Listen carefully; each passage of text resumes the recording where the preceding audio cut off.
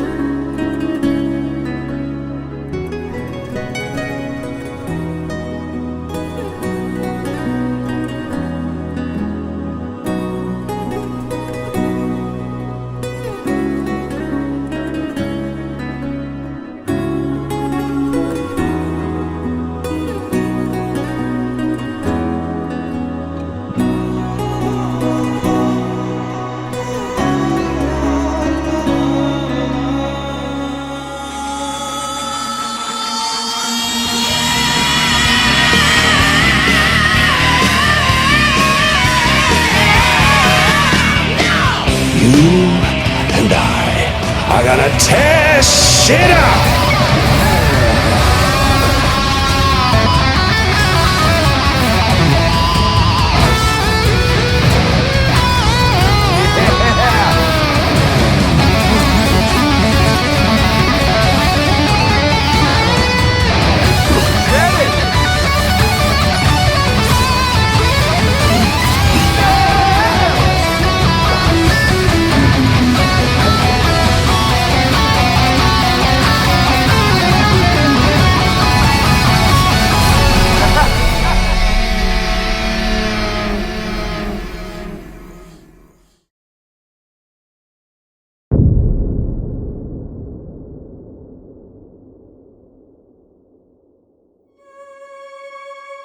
Hideo Kojima is unlike any other creator. His love for cinema, literature, music, and art deeply influences his storytelling, directing, production, and game design.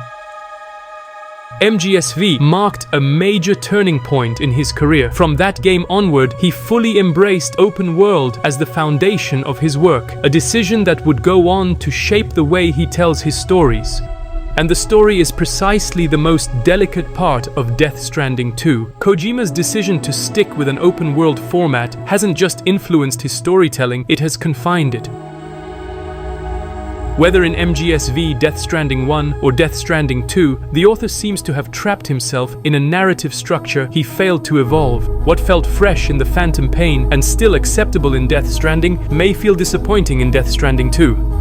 In fact, the plot structure of the sequel is nothing more than a carbon copy of the first game. The protagonist is introduced, then pushed into action by a major event. The antagonist is gradually revealed, often leading to a boss fight. Side characters get their own chapter where we learn about their past. Throughout the game, the hero experiences flashbacks when connecting to his BB, leading him to face a mysterious man 3 times before his past is finally revealed after returning to the starting point and defeating the antagonist twice. And of course, the only way to progress in the game is to go back to the private room between deliveries. In a nutshell, it's like déjà vu, but that's precisely where Kojima took an unprecedented risk with Death Stranding 2. By recycling the narrative structure of the first game, he doesn't just play it safe, he wants to frustrate us, to make us ask, why? Why did you play it safe? Why did you repeat yourself? Why did you do the same thing but worse?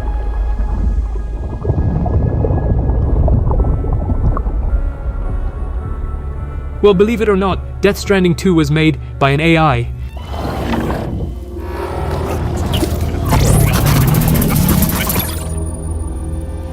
Hello there, Sam.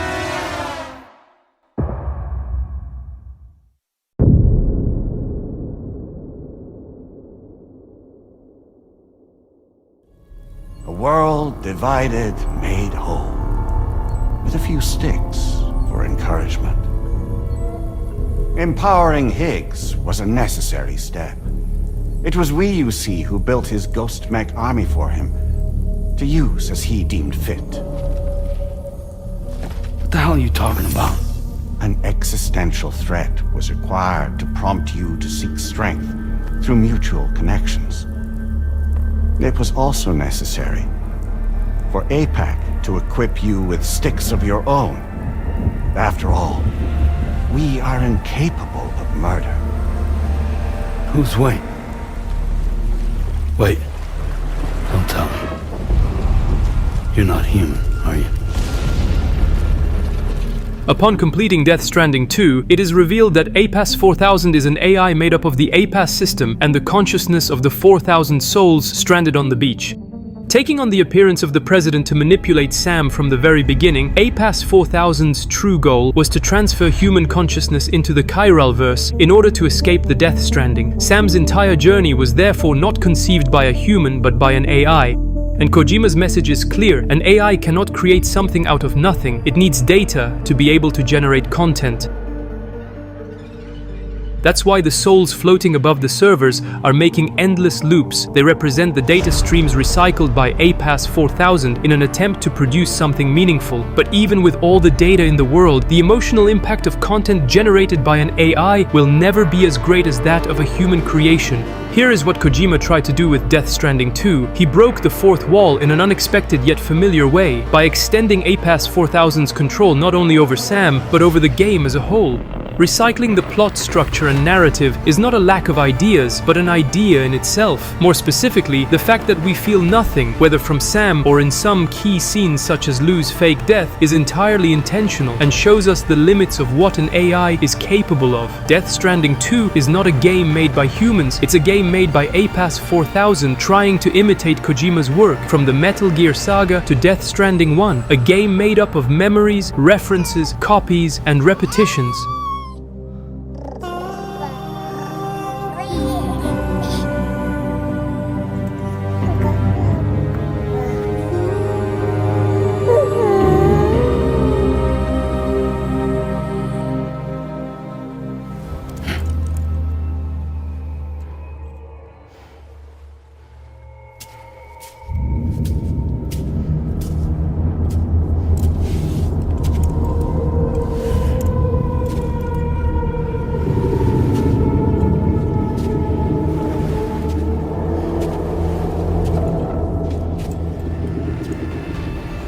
So yeah, it might feel disappointing at times. I was myself before I came across Light01C's article. I felt like I was playing the first game in a less interesting way and wasting my time. But in reality, Death Stranding 2 isn't trying to surprise us. It's trying to confront us with the loop of an AI-generated content, but also with the loop of grief. The grief of Sam Porter Bridges. The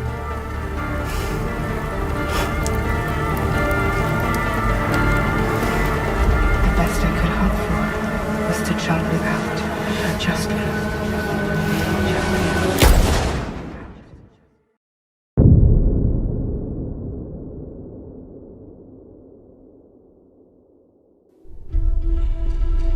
If the story of Death Stranding 2 doesn't include the usual plot twists we've come to expect from Kojima, it's because the game is all about the journey of a man who has lost his daughter and who goes through every stage of grief: shock, denial, delusion, pain, acceptance, and inner peace. In that sense, the longest stage for Sam to overcome is delusion. Indeed, the protagonist spends most of his journey believing that Lou is back in her pod, and just like Light pointed out in his analysis, Death Stranding 2 is a transition.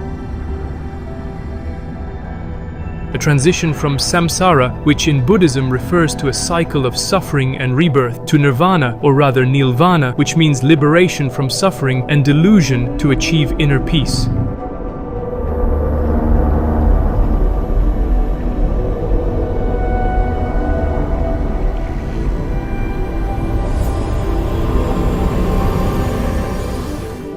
Sam is, in a way, the extension of Neil. Neil's actions towards Louise on the beach, as well as his encounter with Sam as a BT, led to the events of the first game, and ultimately allowed the hero to find his daughter and heal by reaching Nirvana.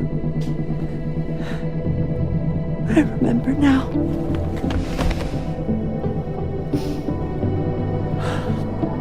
Neil, as his name suggests when read backwards in French, becomes the link between Sam and his daughter Louise, in other words, the bridge from the past to the future.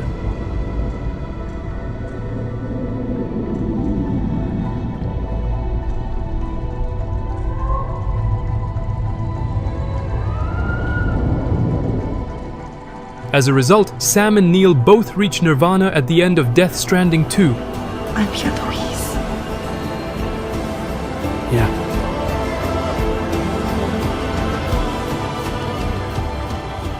Thus, everything feels somewhat predictable from the very beginning of the game, or even from the first trailer, because this is the structure Kojima has chosen, by building his plot not around unexpected twists, but rather around gradual revelations. The game designer wants Sam to slowly come to terms with his grief. Even the counter twists, such as Die Hardman's absurd dance or the revelation of the samurai's identity, intentionally betray our expectations. Unlike the first game, DS2 doesn't rely on mystery or surprise, but rather on continuity, to give Sam the time to heal. The pod you brought on this journey has been empty from the start. The truth is, I'm the one who's been operating your Odra deck, and it's because of that connection that I was able to share your flashbacks.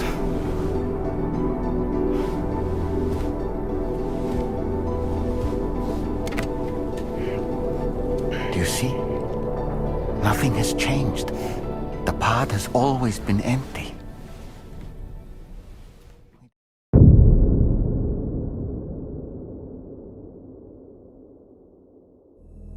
It's no secret that DS2 isn't breaking new ground and is obviously following in the footsteps of DS1 when it comes to gameplay, but it still brings a ton of new features and tools designed to make deliveries even easier. In addition, we are given a wide range of weapons that can be accessed early in a game that is much more action-focused, as well as an excessive number of structures built by other porters. As a result, we're left with a rather unnatural experience, far from the vision of the first game, which fully embraced its desire to slow the player down, sometimes even making it painful, by offering less equipment in a more gradual way than this sequel does. And that's where Kojima's genius truly shines. While some will find this to their liking, others like me will do what I believe is the answer to the question. It's a simple action, one that Kojima himself recommends: to disconnect.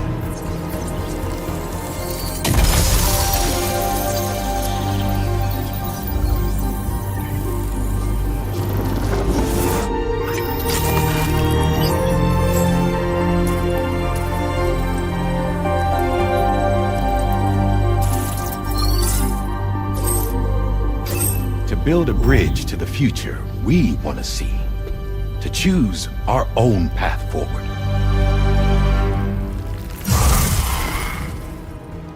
In fact, it's by severing our online connection that we will once again enjoy our journey free from the clutter of other people's structures. It's by using our imagination like true homo ludens that the equipment provided during our deliveries will truly find its meaning. I would even say that it's by rejecting all technology that we can once again take the time to admire, explore, and embrace the landscape. Overall, with Death Stranding 2, Hideo Kojima builds upon the message he conveyed in 2019 and warns us of the risks of overabundance in technology and overconnectivity in our world. He offers us the choice of a simplified experience, but it's up to us to decide whether we accept it or not. Death Stranding 2 thus asks us, unlike an artificial intelligence, to be creative.